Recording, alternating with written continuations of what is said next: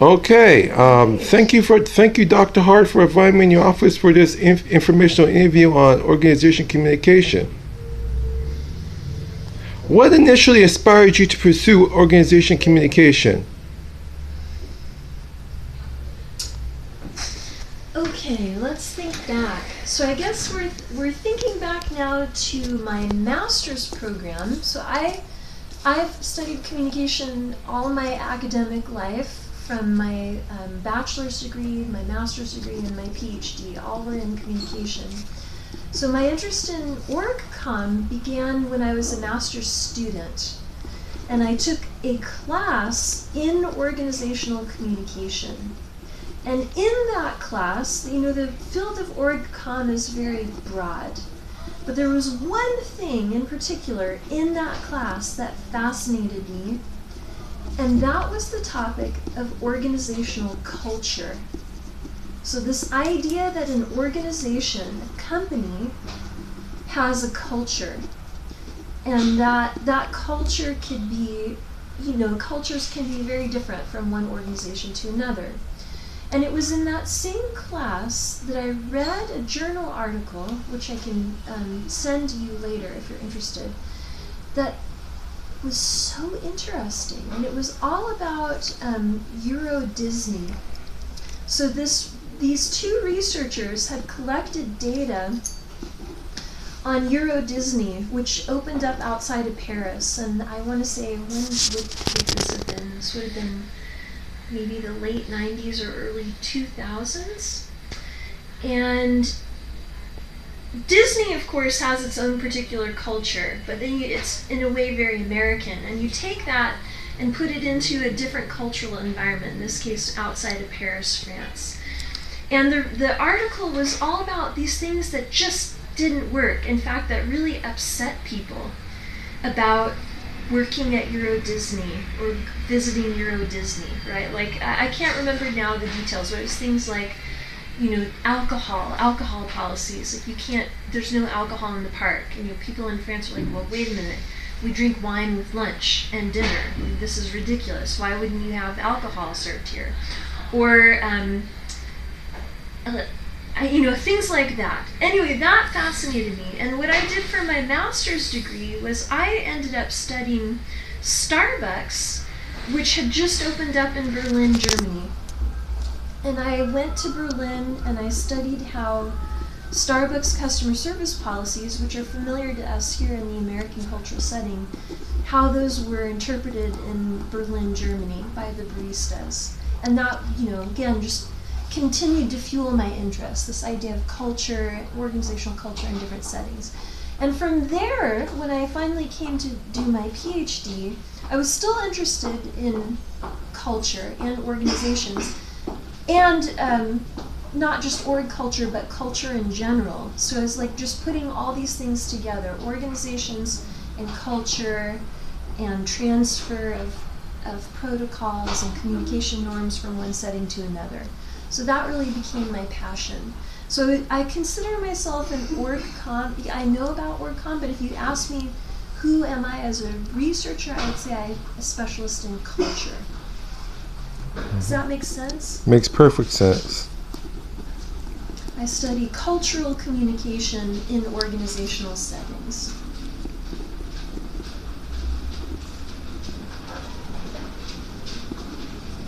Makes sense. Reading the Euro Disney article and examining Starbucks in Berlin, Germany. Next question. What would be one crucial piece of advice for someone like me who is considering going into organization communication? Are you considering, in what capacity? Were you thinking as a researcher or as a practitioner? I was thinking more along the lines of an organization communication professional. What would that be? Tell me what that means.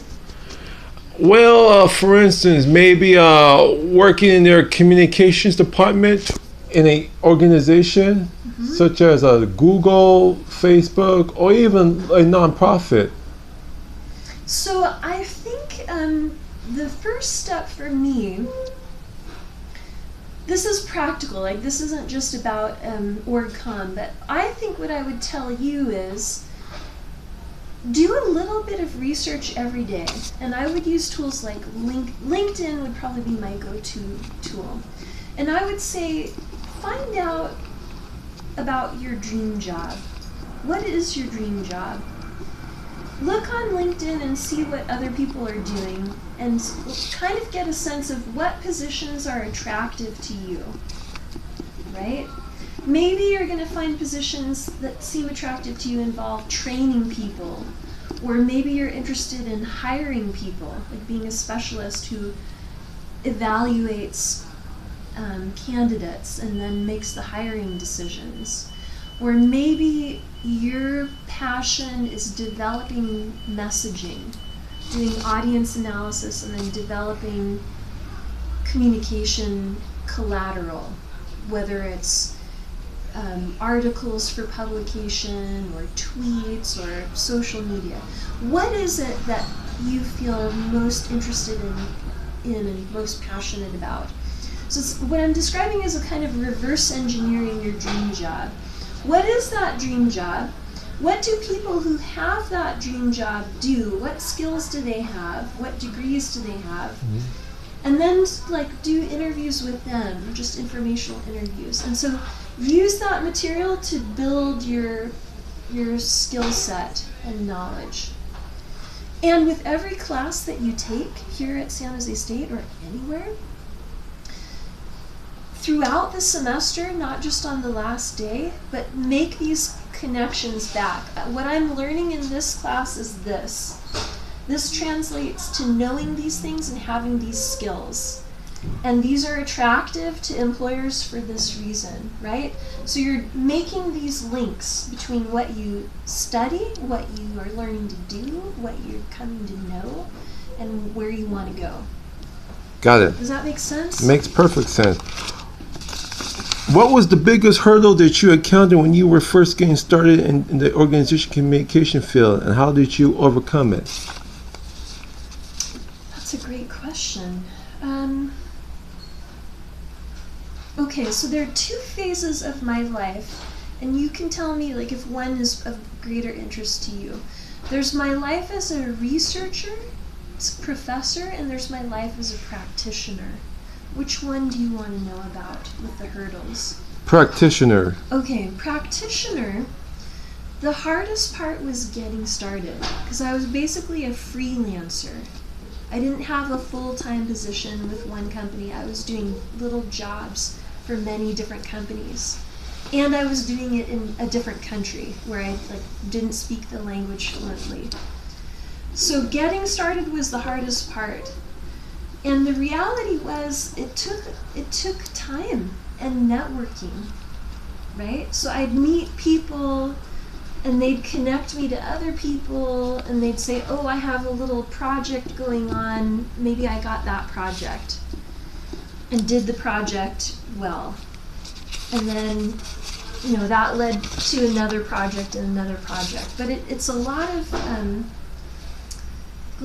hitting the pavement, metaphorically speaking. Networking is really important when you work as a freelancer. I agree. Yeah. So I would say, again, it comes back to something like LinkedIn, is you start building out your profile right now, every semester. You don't wait until you graduate and I need a network. You start right now laying the foundations for that network, adding people to LinkedIn, doing informational interviews. You start right now before you finish your degree. Okay.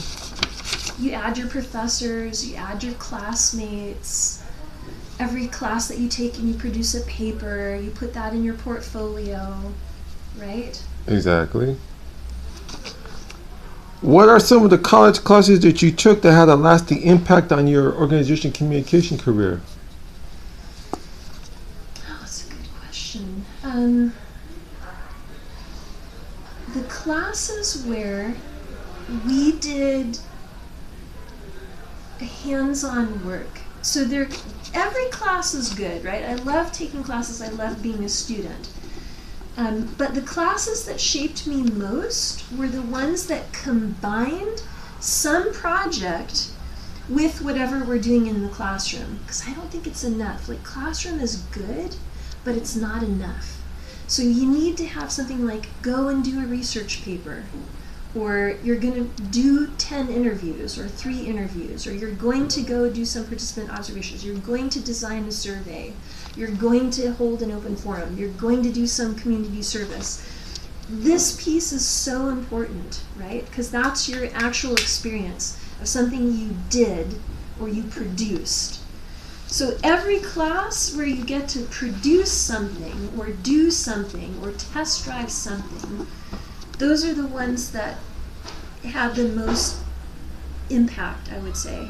Because then you go to a job interview and you say, oh, I not only took a class in interviewing, but I did 3 interviews, right? And here's the report that I wrote. Or conducted a focus group. I did a focus group, or I did research on this topic, and here's that paper I wrote, and I found this and that, right? So it's evidence of what you can do and what you know. It's not just, I took a class. Well, so what? What'd you do? You know what I mean? I hear you. I know exactly what you mean. Okay.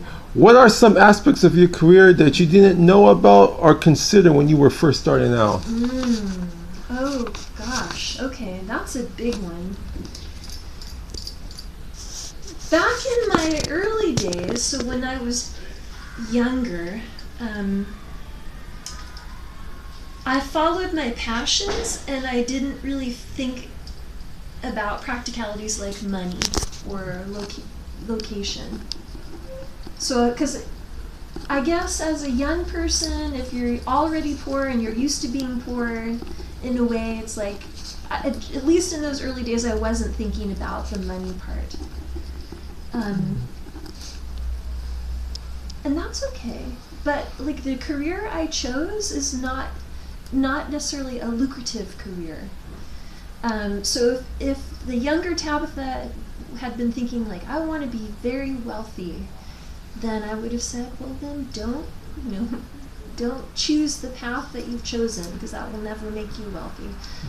But it's fulfilling. But what I'm saying is, it's okay to think of practical terms. Like, maybe you know right now, I need to earn a certain salary, or I need to live in California, or I plan to live in this other state or this other country. So those are practical considerations. And if you have some in mind in the beginning, great. I did not. And luckily things turned out okay, but I didn't think practically, I just felt passionately in the beginning. I still feel passionately, and it worked out, but like I tell people, for example, some students come to me and they say, I think I want to do a PhD. And I have a lot of reasons. When you're thinking about it, I will have this conversation with you, but I have a lot of reasons why that may not be a good idea. So if you do come to that point where you're thinking PhD, please come talk to me, and we'll talk about the practical side. Okay. In addition to finishing your organization communication, to finishing my organization communication course, because I'm currently taking COM 144. With Dr. Webb? Yes, I am. Mm-hmm. And I'm looking into applying for an organization communication internship. Great. Since I'm currently working at a local nonprofit. Okay. And I even sent you an email. Yes. And I scanned at the frequently asked questions of the internship. Great. What else is needed to help prepare me for a possible career in organization communication? Every hands-on experience that you can get. Every internship, every project, every research paper, every doing piece. Networking, meeting people, asking questions, like you coming and talking with me. Talk to other professors, talk to people in your organization, talk to people who have your dream job, network, be curious, and be friendly and curious, and ask lots of questions. Don't be shy. I won't. Yeah. All right. Well, this concludes our interview, and I want to thank you for your time in helping me with this interview, and I appreciate it. It's a pleasure. And can we talk about internships really fast? Certainly. Okay.